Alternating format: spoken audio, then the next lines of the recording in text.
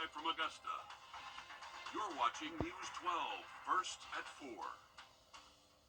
And welcome in. It is Friday. Yes, it is. Kind sir. It is Friday. Welcome to it. First at 4. I'm Courtney Hicks, along with First Alert meteorologist Mikhail Hannah Harding. And it's been pretty chilly. A little crispy, as I like to say. It's going to dip even further.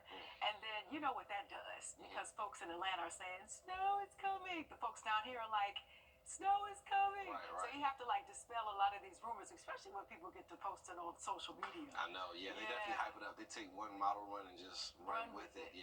But people don't understand they change every hour on the hour sometimes. I mean, every run that comes out, depending on what you're looking at, is going to be drastically different. So, but we're looking out here live for today. A few clouds out there actually, so we'll call it mostly sunny. Vegas now, where officials and services for former President Jimmy Carter begin this weekend in Plains, Georgia, as they prepare to lay the 39th president to rest. This weekend, the procession will arrive in Atlanta on its way to Washington, D.C.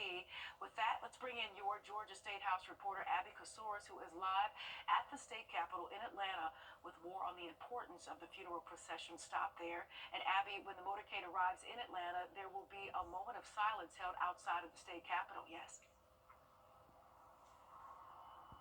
That moment allowing for state lawmakers to pay their respects. Carter's political career started here in Georgia. Many have personal stories of getting to meet with him, both in his time at the White House and here as governor of Georgia. He left an irrefutable mark on Georgia's state legislature. Even during his inaugural address, he famously said that the time to end segregation is now. And in 1974, he hung a portrait of Martin Luther King Jr. here at the state capitol. It still stands today. It's in stark contrast to the governors before him, like Lester Maddox, who refused to fly the flags at half-staff after King was assassinated. There's now a black mourning cloth draped over Carter's portrait downstairs and a wreath of white roses and lilies that surround the seal of Georgia. State Representative Ken Schofield says it's not just a final goodbye, but a way to thank a Georgia hero who has finished his course. He's ran his race. He's leaving not breadcrumbs, but he has left a strong path for us to follow.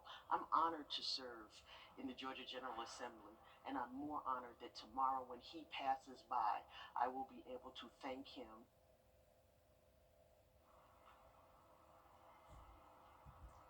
And after that moment of silence, Carter's remains will head to the Carter Center, where there will be a private service, and then he will lie in repose for anyone who wants to come out and pay their respects. They'll have the chance to do so between Saturday night at 7 p.m. and Tuesday morning at 6 a.m. We do expect that security in this area will be tight, and we do expect there will be Secret Service. Live tonight in Atlanta, Abby Kasouras on your side. All right, a big, busy weekend. Thank you so much, Abby, for your continuing coverage. We appreciate you this afternoon. And new today, FEMA has announced the deadline to apply for assistance in South Carolina. It has been moved to January 28th. Originally, the deadline was the 7th, but FEMA extended the date at the request of the state. FEMA encourages you to apply for assistance as soon as possible. Just a reminder, the deadline for Georgia remains February 7th. One person died after crashing into a fence, a utility pole, and then a building. This happened in Orangeburg County last night. South Carolina Highway Patrol says the car was driving on TV Road when it veered off to the left, hitting that fence pole and then overturning. Another person in the car was taken to a hospital with injuries. A truck burst into flames after crashing into a house in Taliaferro County early this morning.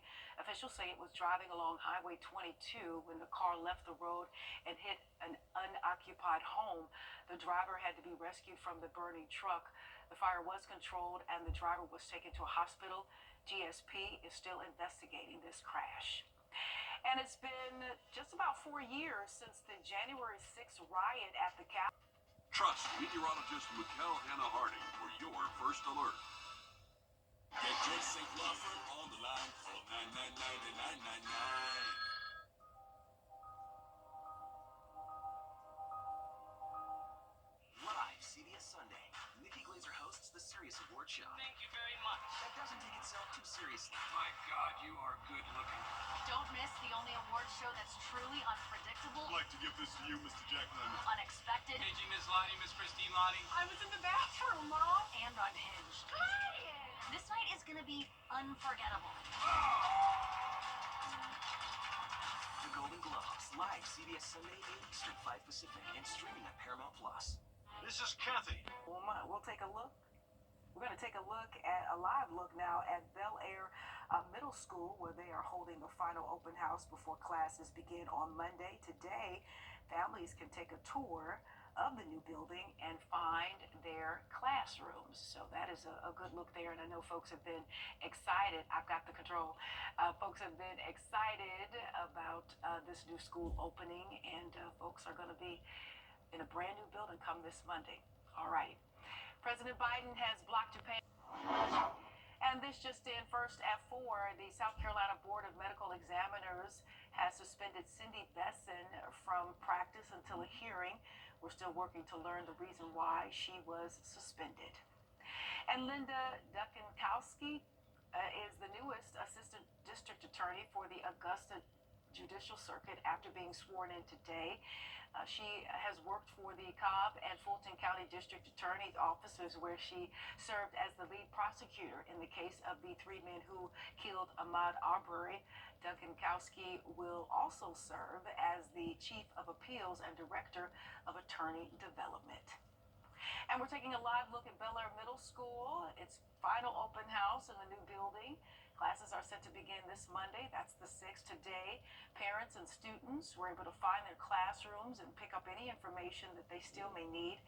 After delays in the construction from Hurricane Helene, the school building is now ready for students to arrive for classes, and folks are pretty excited about that.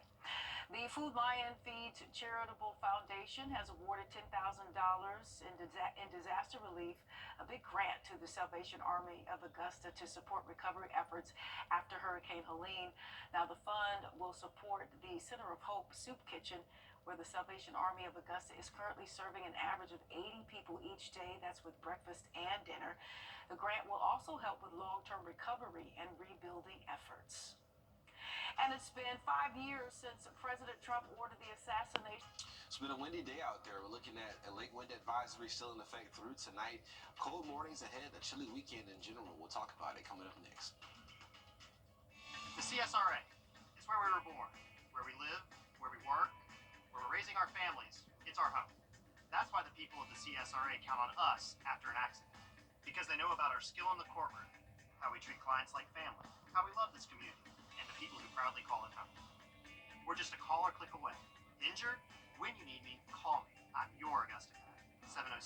706-724-7224.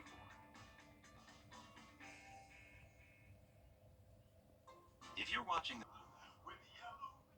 First Alert Weather, where accuracy matters, from keeping you alert during severe weather to helping you prepared throughout the day.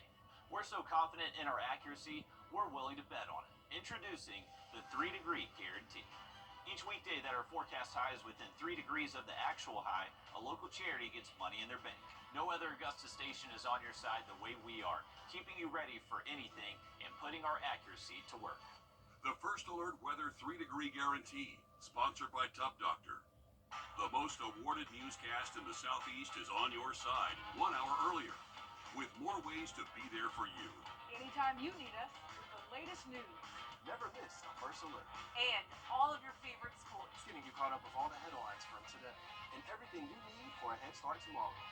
WRDW News 12 is now at 10 p.m. on My 12.